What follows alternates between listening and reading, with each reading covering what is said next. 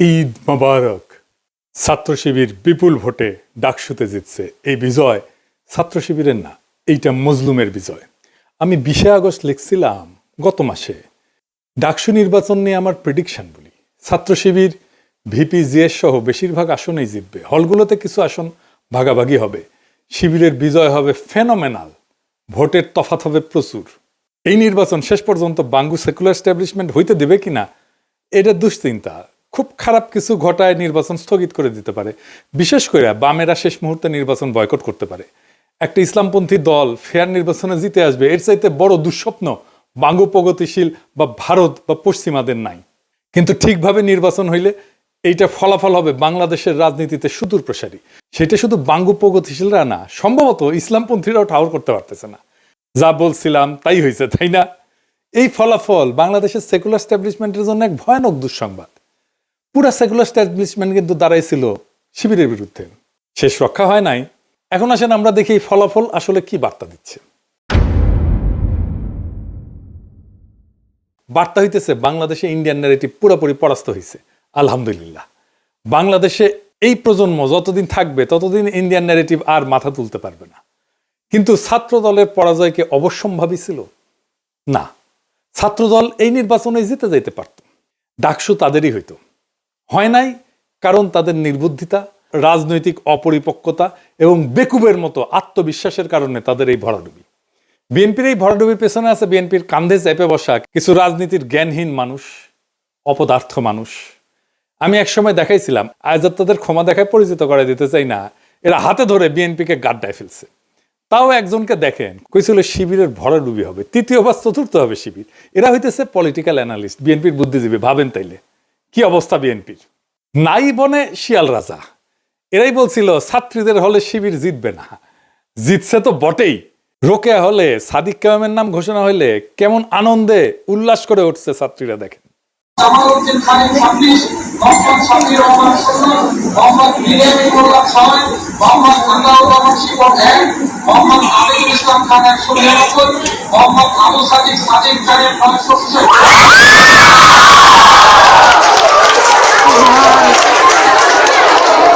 আপনারা জানেন যে 5ই আগস্টের পর যখন ছাত্রদলের ছাত্র শিবির সংঘাত শুরু হইল, আমি তখন নিজ দায়িত্ব নিয়ে এই দুই দলের ভেতরে সংঘাত বন্ধ করার উদ্যোগ নিচ্ছিলাম।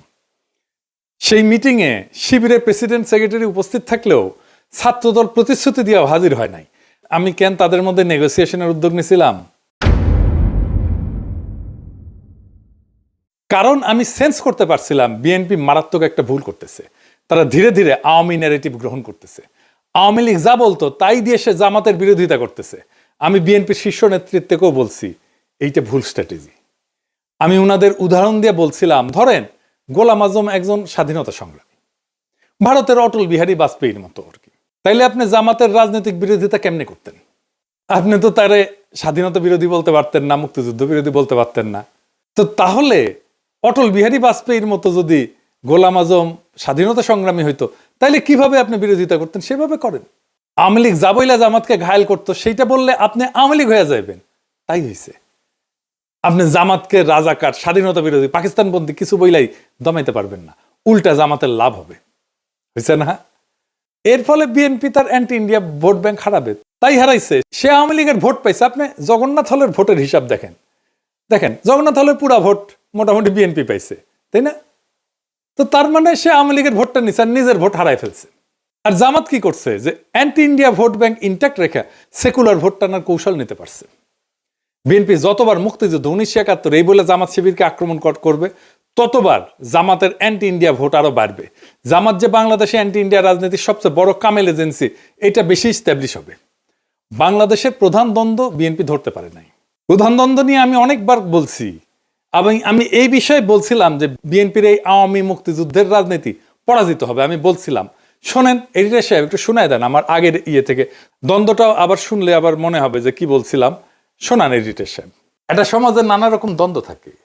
একটা নদীতে যেমন নানা ধরনের স্রোত থাকে, একটা না অনেকগুলো স্রোত থাকে, ছোট বড় মাঝারি। তেমন সমাজেও থাকে। যেমন ধরেন আমাদের দেশে ধনী গরিবের একটা দ্বন্দ্ব আছে না, সেকুলার আর ধর্মবাদীর একটা দ্বন্দ্ব আছে না, ইংরেজি জানাদের সাথে বাংলা মিডিয়ামের দ্বন্দ্ব আছে না, শহর আর গ্রামের দ্বন্দ্ব আছে না? আছে। শহরের লোকেরা তো গ্রামের লোকদের তাচ্ছিল্য করে খ্যাট বলে, তাই না? বড় লোক আর গরিবের দ্বন্দ্ব আছে না? এইরকম অসংখ্য দ্বন্দ্ব পাইবেন দেশে। এই দ্বন্দ্বগুলোই রাজনীতি, কনফ্লিক্ট সিচুয়েশন, এটাই রাজনীতি। একটা পক্ষের সাথে আর একটা পক্ষের দ্বন্দ্ব, এই রাজনীতি, এটাই রাজনীতি। কিন্তু এর মধ্যে একটা প্রধান দ্বন্দ্ব থাকে, এক নাম্বার, সেটা খুঁজে বের করতে হয় কোনটা প্রধান দ্বন্দ্ব। এটাই পলিটিক্যাল ওয়ার্কারদের কাজ, এটাই রাজনৈতিক নেতাদের কাজ। আপনি ইতিহাসে তাকাইলে দেখবেন ব্রিটিশ আমলে প্রধান দ্বন্দ্ব কি ছিল? ব্রিটিশদের সাথে আমাদের দ্বন্দ্ব না, না তা না। প্রধান দ্বন্দ্ব ছিল জমিদার আর প্রজাতি। অসংখ্য কৃষক বিদ্রোহ হয়েছে, এর ফলশ্রুতিতে পাকিস্তানের জন্ম হয়েছে। ভারতের স্বাধীনতা আন্দোলন আর পাকিস্তান সৃষ্টি এক না, দুইটা আলাদা দ্বন্দ্বের ফল। পাকিস্তান আমলে দ্বন্দ্ব কি ছিল? বাঙালি আর অবাঙালিদের, তাই না? হাসিনা আমলে দ্বন্দ্ব কি ছিল? প্রধান দ্বন্দ্ব ভারতীয় আধিপত্যবাদের প্রত্যক্ষ সেবাদাসী ফ্যাসিস্ট হাসিনার সাথে বাংলাদেশের নাগরিকদের মুক্তির আকাঙ্ক্ষার দ্বন্দ্ব। দুই পক্ষ, হাসিনা অ্যান্টি হাসিনা। এখন হাসিনা নাই, কিন্তু সেই প্রধান দ্বন্দ্ব আছে। ভারতীয় আধিপত্যবাদের প্রত্যক্ষ সেবাদাসী হয়েছেন আপনারা, বিএনপি। এখন আপনাদের সাথে বাংলাদেশের নাগরিকদের মুক্তির আকাঙ্ক্ষার দ্বন্দ্ব শুরু হয়েছে। এই লড়াইয়ে আপনারা পরাজিত হইবেন, অবশ্যই হইবেন। এটাই ইতিহাসের শিক্ষা। আজ হোক কাল হোক পরাজিত হইবেন। ইন্ডিয়ান সালসা খাইয়া যারাই বাংলাদেশের রাজনীতি করতে আসবে ধ্বংস হইয়া যাবে। যেই আসুক, যত বড় দল আসুক, মাথাতে রেখেন, কামে দিবে। যত কৌশল নেন আমাদের বিরুদ্ধে, কোনোটাই কোনো কাজে দিবে না, কোনো কাজে দিবে না। তো বলছিলাম, যত কৌশলই নেন না কেন, কোনোটাই কাজে দিবে না। কাজে দেয় নাই। ভারতীয় বয়ান জয় বাংলা হয়ে গেছে। ইন্ডিয়া যে হারছে সেটা নিঝুম মজুমদারের আহাজারিতে শোনেন। ইলেকশনের আগে সে বাক্য ঝাড়ি ছিল, সে বলছিল যে ওরাও হারবে, আপনারাও হারবেন, মানে বিএনপি করছে আর কি। শুনেন, শুধু আপনার বিবেচনার উপর একটু ছেড়ে দেই। Now it is your call, it's your take. সিদ্ধান্ত আপনার। কালকে নির্বাচন, প্রশ্নের জবাবটা আপনারাই দিয়ে দেন। যদি জামাত শিবির নির্বাচিত হয়, হেরে গেছি, আপনারাও আমরাও সম্মিলিতভাবে। প্লিজ হেরে যায়েন না। তো বিএনপি কেন এইভাবে দুর্বল হয়ে গেল? হাসিনা বিরোধী লড়াইয়ে হাসিনার ন্যারেটিভ ভাঙায় বিএনপির কোনো ভূমিকা ছিল না। আর কালেকটিভ লড়াইয়ে বিএনপির সংখ্যা ছাড়া কোনো ইন্টেলেকচুয়াল ইনপুট ছিল না। এটা সত্য। এটা বিএনপির পছন্দ হবে না, কিন্তু যাই হোক, এটা সত্য।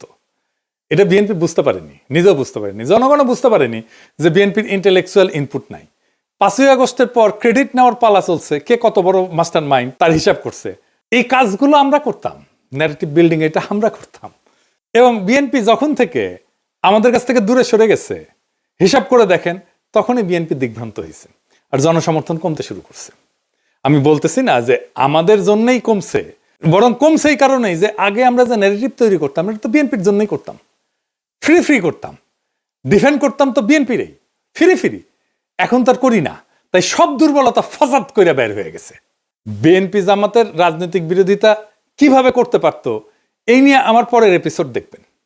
এখন জামাত কইতে পারেন, দাদা আপনি এইভাবে স্ট্র্যাটেজি কইয়া দিতেছেন, ভয় নাই, কইয়া দিলেও শুনবে না ওরা। আর যদি শুনেও তাতে আপনাদের ক্ষতি নাই। রাজনীতির জ্ঞান বিএনপির লবডাঙ্কা হইলেও ইগো আছে টনটনা, 16 আনার উপরে 18 আনা। এখন প্রশ্ন হইল, বিএনপি কেন এই রাজনৈতিক অবস্থান নিল? কারণ বিএনপি ডরাইতেছে যে ইসলামপন্থীরা ইমার্জ করছে, লীগ আর বামেরা না থাকলে সে এটা সামলাইতে পারবে না। তারা এটা বুঝাইছে ইন্ডিয়া, তাই লীগের ভোট তাদের লাগবে, কিন্তু সেটা নিতে গিয়া যে নিজের ভোট ব্যাংক দেউলিয়া হয়ে যায়, দল জয় বাংলা হয়ে যাইতেছে, তার কোনো খেয়াল নাই। রাজনীতিতে পলিটিক্যাল এনিমি বা দুশ্মন সিলেক্ট করতে হয়। আওয়ামী লীগ বিএনপির দুশ্মনের মর্যাদাও দিতে চায় নাই, সে তার দুশ্মন বানাইছিল জাতীয় পার্টিকে, গৃহপালিত দুশ্মন আর কি। হাসিনা চলে যাওয়ার পরে বিএনপি চাইছিল প্রথমে যে আওয়ামী লীগ তার দুশ্মন হোক, সেই জন্য সে আওয়ামী লীগ নিষিদ্ধ চায়নি। আওয়ামী লীগ দল নিষিদ্ধ হওয়ার পরে সে চাইছে জাতীয় পার্টি তাদের দুশ্মন হোক, মানে বিরোধী দল হোক। এটাও ইন্ডিয়ার প্রেসক্রিপশন। তারা কখনোই চায় নাই জামাত বিরোধী দল হোক, এমনকি এনসিপি হোক। এখন নিজেরই বিরোধী দল হওয়া লাগবে। এখন শিবিরের এই বিজয়, ডাকসুতে বিজয়, কি অর্থ বহন করে বা এটা কোথায় যাইতে পারে? এই ডাকসুই আগামী সরকারের ছায়া, যদি সে রাজনৈতিক দল ক্ষমতায় যাওয়ার জন্য তৈরি থাকে। 1971 ঠিক আগে তোফায়েল আহমেদ জিতছিল, আসম আব্দুর রব জিতছিল ছাত্রলীগ থেকে। তারপরেই আসছে 71 মুজিবের ক্ষমতা নেওয়া। 1990 আমানুল্লাহ আমার খোকনের জেতা, একই রকম। তাই এইবারে ডাকসুতে ছাত্র শিবিরের বিজয় এটাই বলতেছে আগামী জাতীয় নির্বাচনে বিএনপির বিজয় এখন অনিশ্চিত। এনসিপিও আর রাজনীতিতে জায়গা করে নিতে পারবে না। তবে ধরেন মুজাহিদুল ইসলাম সেলিমরাও জিতছিল ডাকসুতে, মাহমুদুর রহমান মান্নারাও জিতছিল, কিন্তু জাসদ বাসদ বা সিপিবি ক্ষমতায় গেছে, যায় নাই। কেন আর কখন এই ডাকসু আগামীর ক্ষমতার রাস্তা হয়ে ওঠে আর কখন হয় না, সেই হিসাবটা জানতে হবে। আপনি যদি এই বিজয়কে ক্ষমতা পর্যন্ত নিয়ে যেতে চান, প্রত্যেকটা পদক্ষেপ এখন হিসাব কইরা মাইপে ফেলতে হবে। আমি বিজয়ের আনন্দে আত্মহারা হইতে নিষেধ করছি, কারণ আগামী কাল থেকেই শত্রুরা বিপুল বিক্রমে ঝাঁপায় পড়বে আমাদের উপরে। প্রচুর টাকা পয়সা নিয়ে, বাজেট নিয়ে, পুরো সেকুলার স্ট্যাবলিশমেন্ট ঝাঁপায় পড়বে। প্রথম আলো, ডেইলি স্টার নিয়ে এই লড়াইটা জিততে হবে, আমরা এটা জিতবো। বাঙ্গুয়েলুট সেকুলার স্ট্যাবলিশমেন্ট জানে না আমরা কই দিয়া কেমনে চাপা মেট দিব, কিন্তু আমরা দিব, এবং আমরা ওদের সাথে আগায় আসছি। ওরা চলে ডালে ডালে, আমরা চলি পাতায় পাতায়। ফাইনালি বিএনপি নেতা কর্মীদের বলি, এবার বুঝছেন তো ভাই, সবার উপরে এইটা ন্যারেটিভ তৈরির ক্ষমতা, এটাই আসল পাওয়ার। আমার কমেন্ট বক্সে এসে গালি দিয়ে আমারে নিয়ে ট্রল কইরা রাজনীতিতে গোল্লা খাইবেন বারে বারে। পলিটিক্যাল পাওয়ারটা তৈরি হয় মানুষের অন্তরের খবর জানার মধ্যে দিয়ে, আর তার ভিত্তিতে রাজনৈতিক কৌশল তৈরিতে। সংখ্যা এখানে কোনো মোটেই গুরুত্বপূর্ণ বিষয় না। আমি 1 জন 2 জন 3 জন 4 জন না 10 জন, আর আপনারা 1 কোটি কিনা কিচ্ছু যায় আসে না। আপনি 10 জনের কাছে হাইরা যাবেন। জাতীয় নির্বাচনে একই ঘটনা ঘটবে, তৈরি থাকেন। আজকের ডাকসু নির্বাচনের ফলাফল কোনো সাধারণ ঘটনা না, এটা এক নতুন ইতিহাসের সূচনা, এক নতুন দিগন্তের ইশারা। যারা মনে করছিল ইসলামপন্থীরা কেবল প্রান্তিক শক্তি, তাদের ধারণা ভেঙে চুরমার হয়ে গেছে। এই বিজয় প্রমাণ করছে সঠিক ন্যারেটিভ, সংগঠনের শক্তি আর জনগণের অন্তরের খোঁজ জানা, এই তিনের মিলনেই ভবিষ্যৎ লেখা হয়। বাংলাদেশের মাটিতে ভারতীয় আধিপত্যের বয়ান ধসে পড়ছে, সেকুলার স্ট্যাবলিশমেন্ট হতভম্ব হয়ে গেছে, কিন্তু এই লড়াই কেবল আজকের বিজয় উদযাপনের মধ্যে সীমাবদ্ধ না। এখন থেকে শুরু হবে আসল সংগ্রাম, ন্যারেটিভ ধরে রাখা, তা আরো বিস্তৃত করা, আর জাতীয় রাজনীতির ময়দানে এই বিজয়কে রূপান্তর করা। ইতিহাস সাক্ষী, ডাকসু কখনো কেবল বিশ্ববিদ্যালয়ের দেয়ালে আটকায় থাকে না, এটা পুরো জাতির রাজনীতির পূর্বাভাস হয়ে ওঠে। তাই এই বিজয় কেবল একটা সংগঠনের না, এটা একটা প্রজন্মের, একটা জনগণের, একটা আন্দোলনের, একটা বিপ্লবের জয়। আমাদের দায়িত্ব এখন দ্বিগুণ। শত্রুপক্ষ আসবে সর্বশক্তি নিয়ে, মিডিয়া তার অর্থবল নিয়ে, কিন্তু আমাদের হাতে আছে সেই শক্তি যা তাদের নাই, মানুষের অন্তরের খোঁজ জানা আর ন্যারেটিভ তৈরি করার ক্ষমতা। এটাই আসল শক্তি, এটাই আসল পুঁজি। তাই বলি, আজকের ডাকসুর বিজয়কে আগামীর বাংলাদেশের পথ চলার ভিত্তি কইরা গড়ে তুলতে হবে। আত্মতুষ্টিতে না, দৃঢ় কৌশলে আগায় যান। শত্রুর আঘাতকে ভয় না, বরং প্রেরণা বানান, কারণ এই প্রজন্ম প্রমাণ করে দিচ্ছে বাংলাদেশের রাজনীতির আগামী দিনে আর কোনো ভারতীয় বয়ান না, জয় হবে কেবল বাংলাদেশি নাগরিকদের মুক্তির বয়ানের। এই পথেই মুক্তি, এই পথেই ভবিষ্যৎ। ইনকিলাব জিন্দাবাদ।